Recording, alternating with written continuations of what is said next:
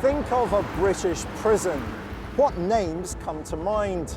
Barlinnie, Wormwood Scrubs, perhaps even Strangeways. But if I said a woman's prison, chances are we'd all think of exactly the same one. Holloway. The guards treated everyone in the same way, so there was someone coming in just behind me who clearly they had seen before because they were welcoming her back. She was kept in the basement for some reason because she was on a 24-hour watch. And she set fire to herself.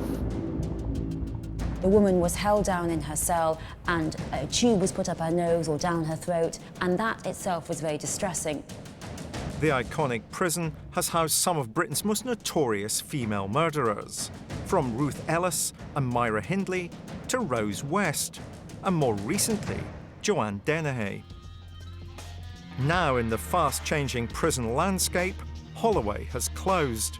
The era of the Victorian-built institution is slowly coming to an end. Society is now looking to rehabilitate and reform, as well as to punish.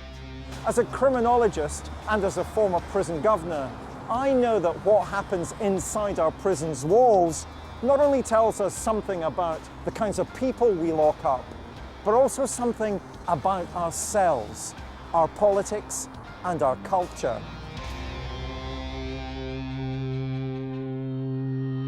For over a century and a half, Holloway absorbed penal fashions, change, and transformation. When it first opened in 1852, for example, it accommodated both genders. But from 1902 onwards, it housed only female prisoners. During its reign as one of Europe's biggest women's prisons, Holloway carried out the highest number of female executions throughout the 20th century in England and Wales. 5 women met the hangman's noose. It's had its fair share of controversy, from audacious escapes, to bullying, to sex scandals with guards, to the abolition of the death penalty. Have the type of offenders we incarcerate today changed? And have prison reforms made a difference in rehabilitation? Liz, why does Holloway have such a fearsome reputation? Well, I think Holloway's got such a fearsome reputation because of some of the notorious female criminals who've been through the doors of Holloway. So we're thinking about people like Vanessa George, the paedophile. We're talking about the spree killer, Joanne Dennehy. So these women who've committed quite significant violent crimes. Holloway has been witness to some of the most important and significant moments in criminal history, from the rise of stranger danger provoked by the Moors murderer Myra Hindley, to housing the last woman to be hanged, Ruth Ellis. These murderous women hit the headlines at the time and have remained in our consciousness. But in reality, women only constitute 5% of the prison population. Well, I think we've got such a fascination with women who commit violent crime, particularly crime like murder, because they are so abhorrent. They're the absolute antithesis of femininity. And we become fixated on these extreme cases, and we forget that actually they're the minority of women who offend. Today, there are about 90,000 prisoners in England and Wales, but only 4,000 of them are women. More than half of women are imprisoned for committing offences in order to get money to buy drugs, and 82% have committed non-violent acts. You're professional, you're educated, you're middle class. That wouldn't be the kind of woman that you were encountering in Holloway, was it? Oh, there were some. There's no doubt about that. There were some women who had come in because something had happened in their work in the city. So I wasn't unique. But of course I was different from the vast majority of the girls there. Almost everyone had been on drugs before. It's a very unstable environment, and I did describe Holloway as a bit of a madhouse, which somehow rather sort of functioned. The story of Holloway raises many questions about human nature and how we deal with its darker side. Scan history's most shocking murders and you'll find the Victorians behind the most grisly of deeds. During the late 1800s and early 1900s, infanticide accounted for around 65% of all homicides in England. One such serial killer was Amelia Dyer, dubbed the Angel Maker, who was responsible for the murders of around 400 babies over a 20-year period. Child murder was much more common in the Victorian period, simply because this was a period in which there were many more unwanted pregnancies because there wasn't the amount of contraception, adoption was nearly impossible, and of course abortion was a terrible backstreet event that pretty much killed the mother. Women did often try and kill their children. There were babies thrown into the Thames, there were babies strangled, and men got off scot-free, but women were condemned. One pair of women who took advantage of the situation were the notorious Annie Walters and Amelia Sack, who became known as the Finchley baby farmers. Annie Walters and Amelia Sack were two London women who were involved in the very popular industry of baby farming. This was legal, many women were involved in it, it was just these two turned it to murder. So baby farming essentially was when young women who got pregnant, servants, working class girls, they got pregnant outside of wedlock, couldn't afford to look after the babies, they'd have the baby, they'd give them to the women, they'd pay the women a large amount of money, 25 to 30 pounds, huge amount of money, to have the child adopted or boarded. Last year I became pregnant and saw an advertisement in the newspaper. I went and saw Amelia Sack. The terms agreed upon were £1 1 shilling a week, or £3 3 shillings a week during confinement. After I'd been there a short time, Sack asked if I'd like to have the child adopted. I said I should, and asked her how much it would cost. She said 25 or 30 pounds. On Saturday, November 15th, my child was born. I only saw it for a moment before it was washed. On Sunday morning, Dr. Wiley came and saw me. The baby was not there. He asked where it was. Sack said my sister had it. I did not say anything. Sack was in charge. She took these babies, killed them, and no one seemed any the wiser. And it wasn't until Annie Walters' landlord, a policeman, became rather suspicious of babies that seemed to come and not be here anymore, and he got rather suspicious of that, chased things up, and then they found baby clothes at Amelia Sack's house. We have no idea how many children exactly they killed. We simply don't know, but it's very clear that they probably killed them in the dozens, and because the mothers were at the bottom of Victorian society, they thought they'd never be caught. On the 16th of January 1903, it took an Old Bailey jury just 40 minutes to find them both guilty, and they were executed a few weeks later on the 3rd of February in Holloway. It was the first female double hanging of the 20th century, and the last.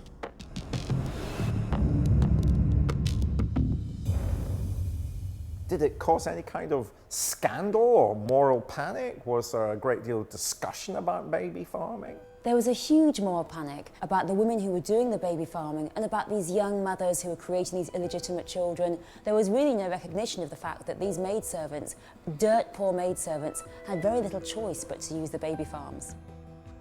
Many murderous individuals found themselves at the mercy of Victorian-style justice following their heinous crimes.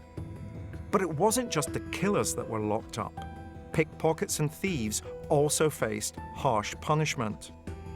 50 years earlier, the most common Victorian retribution for crime was transportation, sending the offenders first to America, then to Australia and Tasmania. Another solution was execution, with hundreds of offences carrying the death penalty. What did the Victorians want prisons to deliver, to do?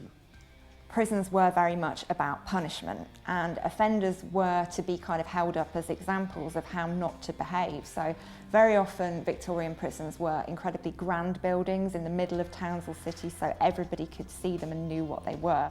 But more importantly, they knew who was housed in those institutions, so people who've broken the law. The rise in petty offending and a surge in the prison population forced building on a massive scale. The Victorians built or modified over 80 prisons throughout England and Wales. The new City of London prison was a fortified castle known as Holloway. And over the next 150 years, its name would become infamous. But it wasn't just murderers such as Ruth Ellis and Myra Hindley that would line Holloway's Hall of Fame.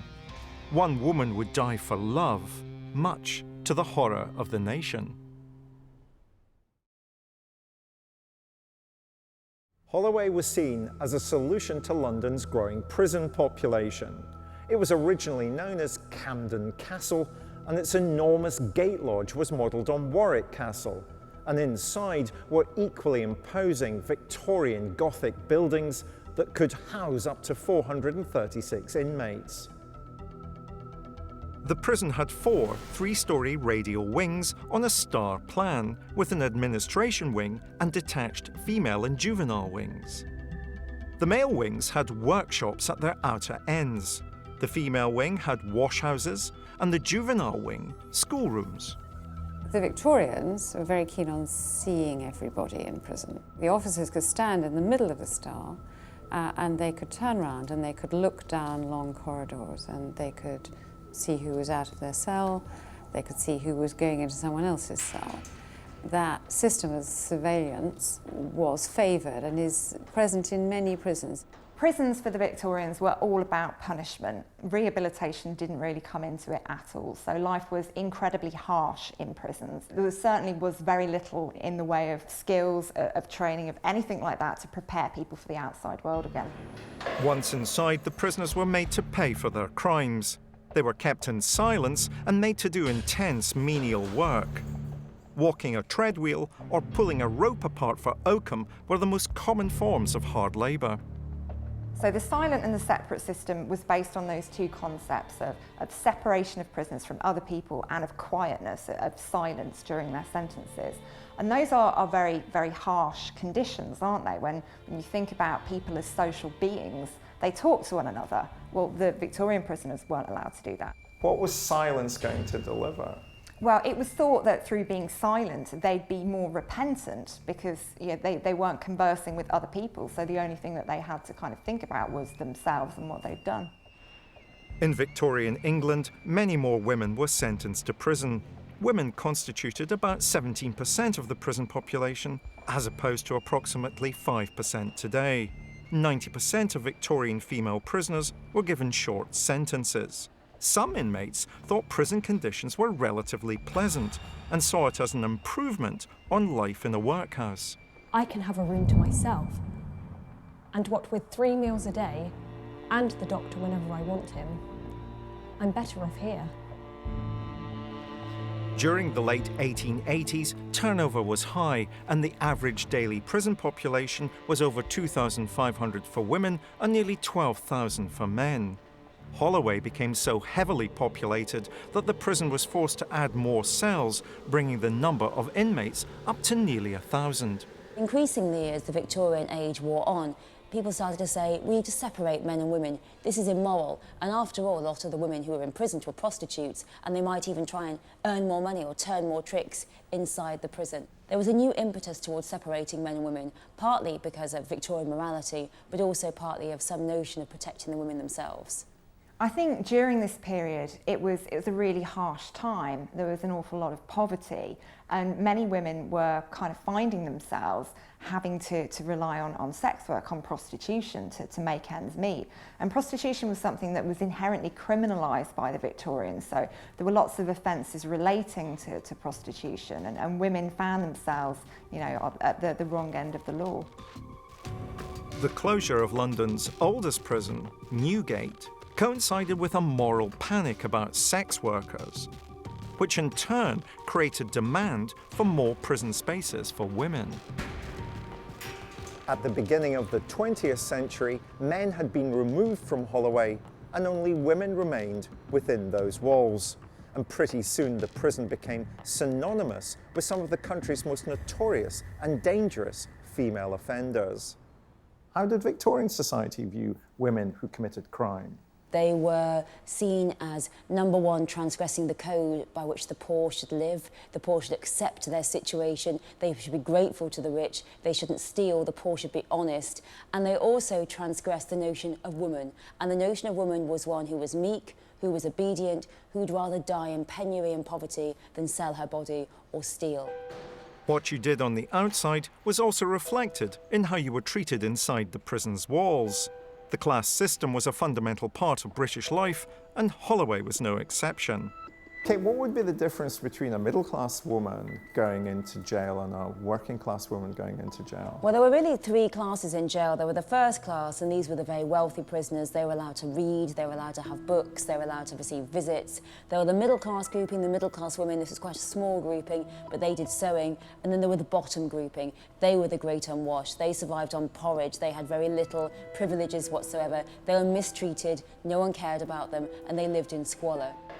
Political prisoners were usually seen as first class, but when the suffragettes entered the fray as the Women's Social and Political Union in 1903, they were downgraded to middle or even lower class. Well, the suffragettes were a group of women in this country who were passionate about securing the right to vote for women. They would do anything from setting fire to post boxes, to breaking windows, to even slashing paintings in the National Gallery. So they were seen as violent and they were seen as problematic, and they were the ones that were thrown into prison. Holloway was essentially a meeting ground for the most famous and popular suffragettes. Spending time inside the prison became known as the Holloway degree, which earned them the right to wear the Holloway badge, an arrow of purple, white and green mounted on a silver portcullis.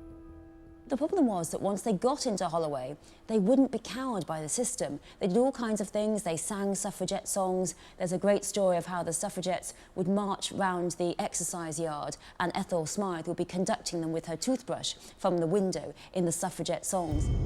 The suffragettes fought the government from inside the prison by taking part in hunger strikes.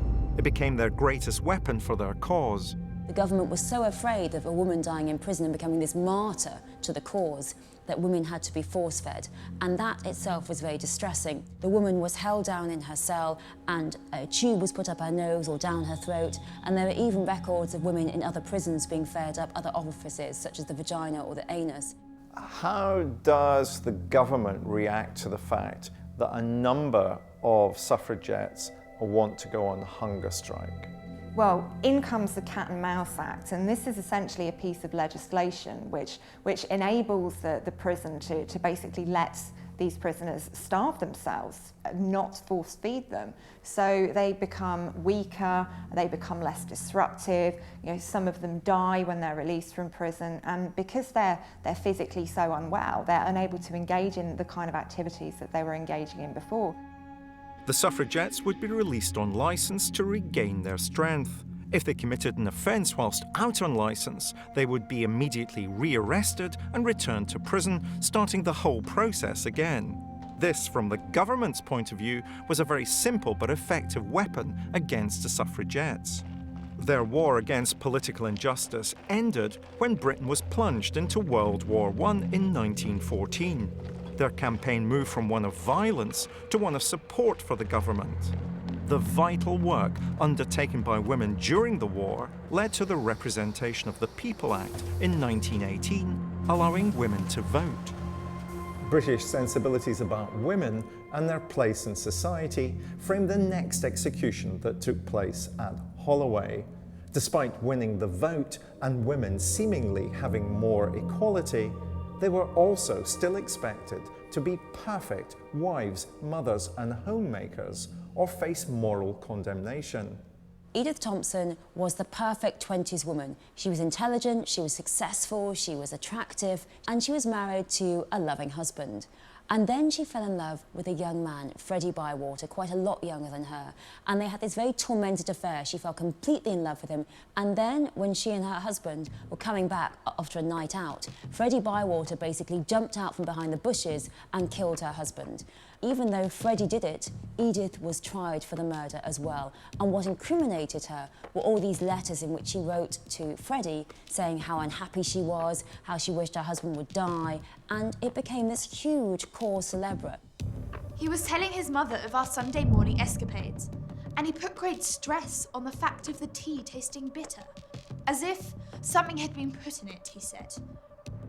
Now I think whatever else I try at him will still taste bitter. He will recognise it and be more suspicious. I thought a lot about what you said of Dan, darling. Don't trust him. I don't mean don't tell him anything, because I know you never would. If we were successful in our actions, darling, circumstances may afterwards make us want friends or helpers. and we must have no enemies. One thing that moved people was the fact that Edith was a woman, and the last woman they'd hanged was in 1907, and this was the post-war, this was the 20s, and everyone thought, we are different now after the war, it's a new world, and we are not like those barbaric pre-war types. One of the things that applies regularly to women who offend, whether we're talking about the extreme end of offending or the run-of-the-mill type of female offending, is that the woman is often described as being doubly deviant. What is doubly deviant? When we talk about women being doubly deviant, essentially we're saying they've committed a crime, so they've broken the rules, the laws of society, but also they've crossed a moral boundary as well in terms of what we expect from women's behaviour. I can't avoid thinking that a sinister logic operated against Edith Thompson. Her husband was dead, her lover would die, and this woman needed to atone for the loss of the two men. Edith Thompson and Freddie Bywaters were hanged on the 9th of January 1923, Edith at Holloway and Freddie at Pentonville. Edith was particularly traumatising for the executioner because she had a huge hemorrhage when she was hanged, and there was some talk that possibly she was pregnant, and it was very upsetting for the executioner, who later killed himself. And after that there was the innovation brought in that women had to wear very thick calico canvas knickers so that no other hemorrhage would ever be seen by anyone. So it was fair enough if it happened, but we could never possibly see the consequences of our brutality. Edith became the first woman in 20 years to be hanged in Britain, and the third at Holloway. By the early 1930s, there were fewer convictions and the numbers of inmates decreased rapidly. The daily female prison population had declined by 400% since the 1900s and stood at around 600. Women's prisons also dropped in numbers, from 62 to just 7. Holloway became Britain's largest and London's only female prison. It would also become the site for one of the most hotly debated topics, the death penalty, and one woman's execution would change the tide of public opinion. The era of the Victorian prison was coming to an end, with their huge imposing buildings and hard punishment a thing of the past.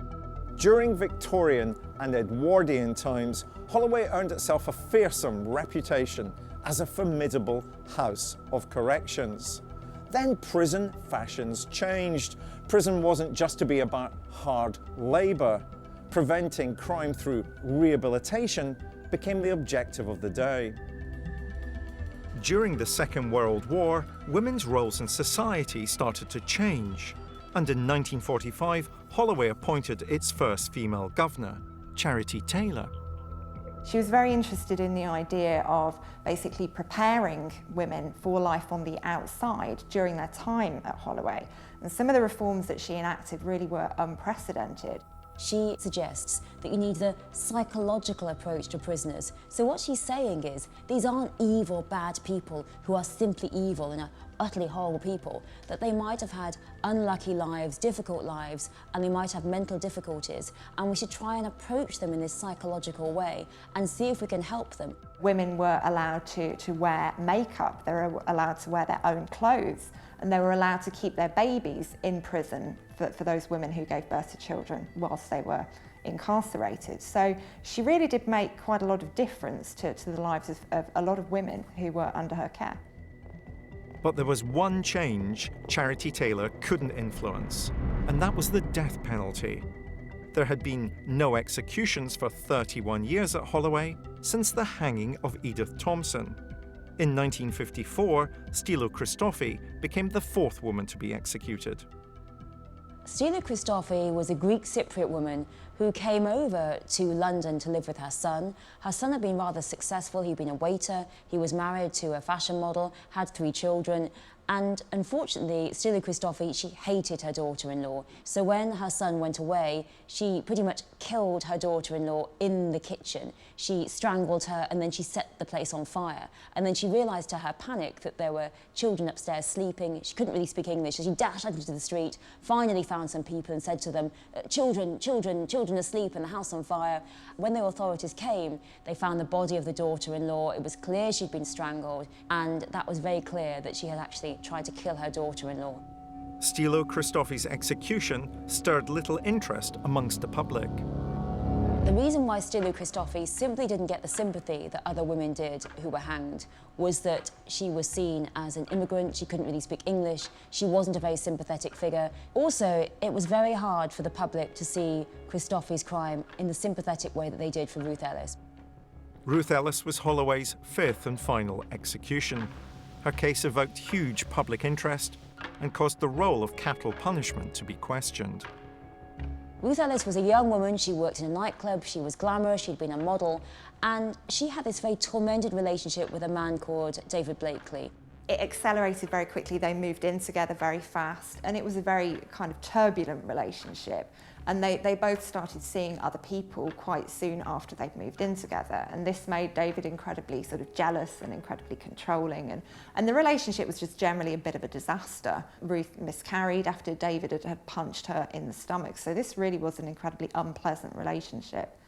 And then not long after that, Ruth waits for him outside a pub in London where he's there drinking with friends. And when he leaves the pub, she shoots him. And he dies of his injuries. Ruth Ellis became the last woman to be executed in Britain. On Wednesday, the 13th of July 1955, she was hanged by Albert Pierpoint at Holloway. I think Ruth Ellis's execution was the moment where, you know, capital punishment was going to come to an end. Such was the emotion. And on the day of her execution, there were people queued outside the prison on the pavements. There were women there with prams. So everybody had an interest in the case and really didn't want this to happen to anybody else. It took another 10 years after the execution of Ruth Ellis for the abolition of the death penalty in Great Britain to become law. Hanging was replaced with a mandatory sentence of life imprisonment. The death penalty had gone, the execution shed disappeared, and there was no longer any need for the condemned cells. Holloway was about to enter a period of penal reform. The old prison was like a Victorian nightmare.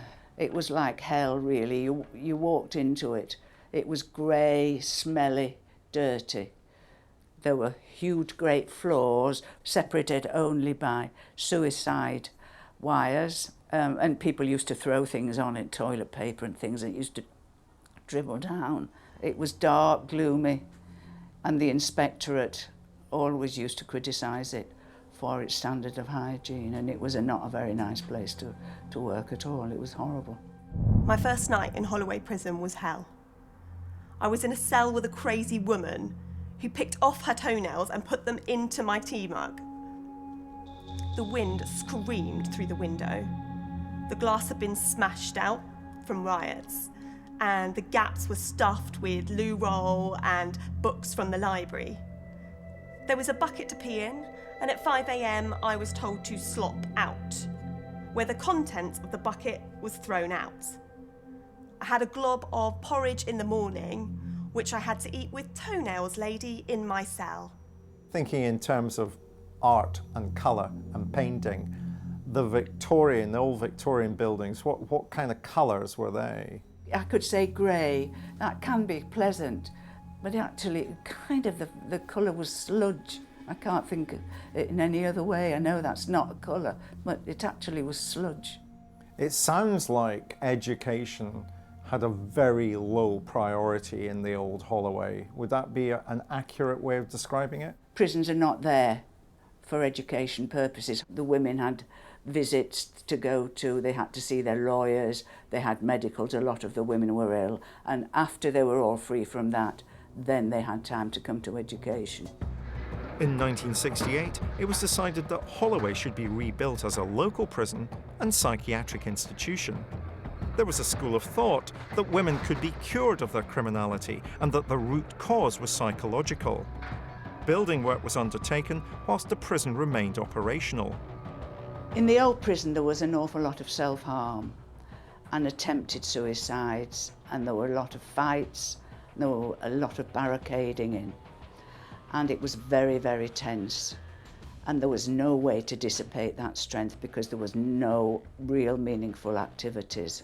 Violence, therefore, was often against the women themselves. I remember one young woman, she was only 18. She was kept in the basement for some reason because she was on a 24-hour watch. And she set fire to herself, and goodness knows what kind of state of mind she must have been in. The psychological toll of being in prison affects inmates in different and sometimes extreme ways. One prisoner who seemed to adapt to life in prison was known as the most hated woman in Britain, Myra Hindley. In 1966, Ian Brady and Myra Hindley were sentenced to life for the murders of 5 children in Greater Manchester. Although Hindley had a notorious reputation, she was surprisingly well behaved and even turned to the Catholic faith. She got on well with her fellow inmates and in particular with one of the guards. Myra Hindley spent several years at Holloway and she became incredibly close to one of the female prison officers there. She had an affair with a lady called Pat Cairns for 3 years. Pat was helping her formulate a plan to escape. One of the other prisoners flagged this up to the governor and said, look, I think Myra Hindley is trying to plan an escape. And Myra Hindley was actually able to use her kind of charm and her manipulation to convince the governor that this other prisoner was lying. The plan continued until 1973, when police heard rumours of an escapee using duplicate keys. Myra and Pat Cairns had been planning to travel to South America. Pat really did pay quite a high price for this because she went to prison herself for a number of years and lost her career in the prison service. So I think it's proof that even when violent female criminals are behind bars, they're still quite able to manipulate others. Had the Hindley and Brady case happened soon after Ruth Ellis's execution, I think it would have been quite instrumental in turning the tide of public opinion, because on the one hand you have Ruth Ellis, she's somebody who's a victim herself. Then on the other hand you've got Hindley and Brady whose cold and calculated killing of children really did make people feel sick to their stomachs. Myra Hindley served over 10 years in Holloway before moving prison. She was never released and died of bronchial pneumonia in 2002. It had taken 15 years to redevelop the new Holloway, and when it was completed in 1985, the archaic buildings and harsh conditions that had existed for over 100 years had gone. But would the new buildings and new reforms result in any real change and bring the reputation of Holloway out of the Dark Ages?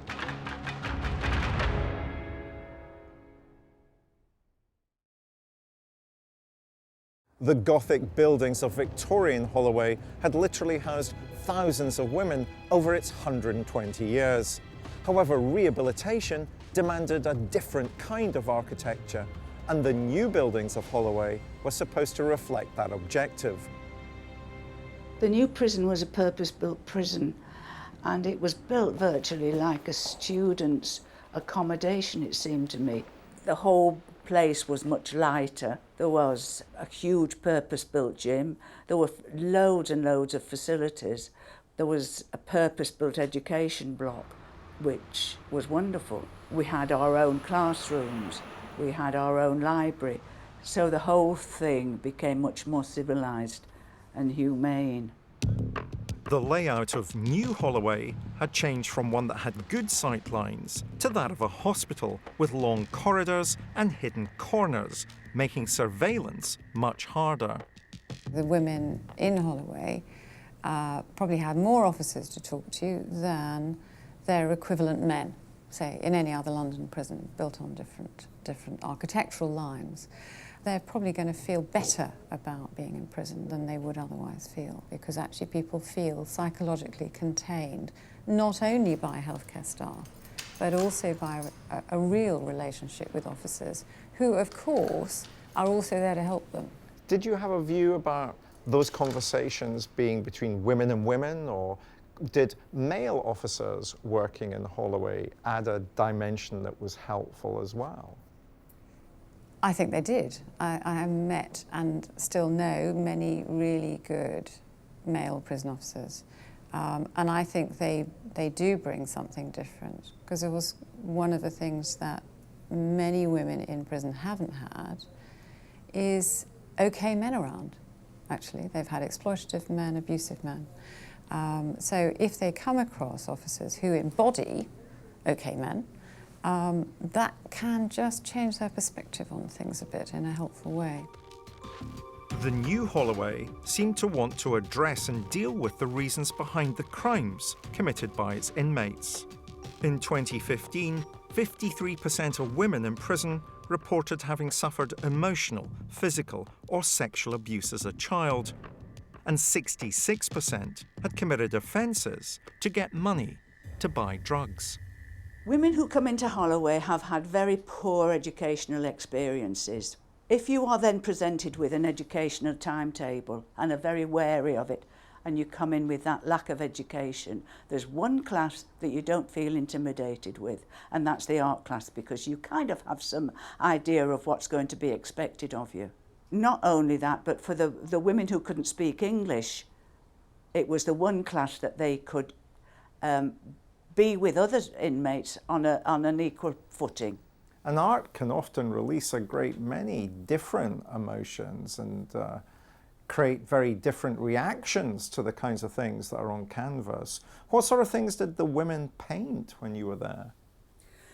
The women who were down on the medical unit, who had mental health problems, often could paint wonderful, wonderful imaginings, images from their head in a very spontaneous, unself-conscious way, which sometimes I quite envied, because I'm bogged down by all that formal training, which they didn't have. And their colours were absolutely just so unself-consciously kind of dangerous in a way. Not all residents of Holloway were incarcerated for violent crime. Most were there for minor offences, with 80% serving less than 6 months. Economist Vicky Price found herself on the wrong side of the law for perverting the course of justice after accepting speeding points on behalf of her then-husband, former politician Chris Huhne. What were your expectations about going into Holloway? I had no expectations. I didn't really know anyone that had gone to prison before. If I say that actually my expectations were probably wrong, in the sense that it was better than I would have imagined, in the sense of the way I was treated.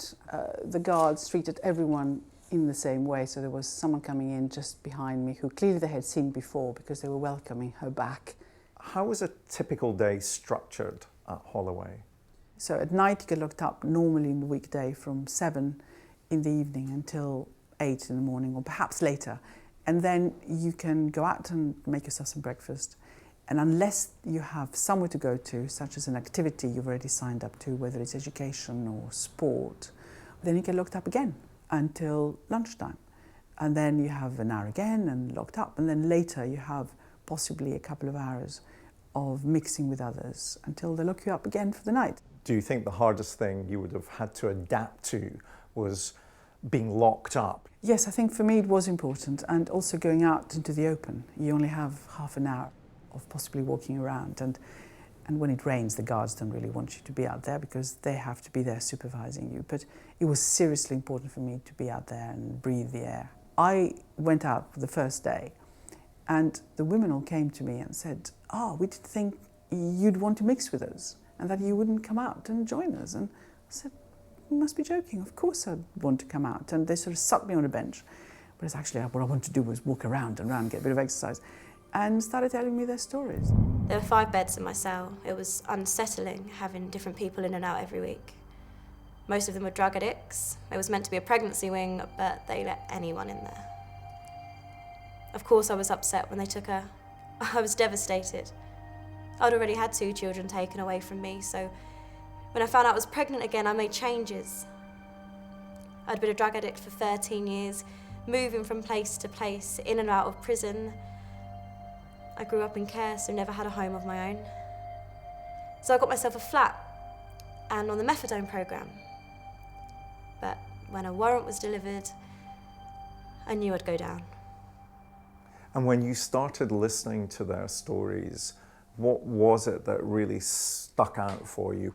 Well, the first thing is how vulnerable a number of the women were, and the issues with whoever they had been with and the things they were doing for others, which got them caught, if you like. And the other thing is that what they had done in many cases was quite trivial, and yet the separation from their children and their families was devastating, and we know that actually it depresses women hugely. What we see is that even though women, certainly in England and Wales, make up only 5% of the population in prison, they account for a third of all the attempts to harm themselves.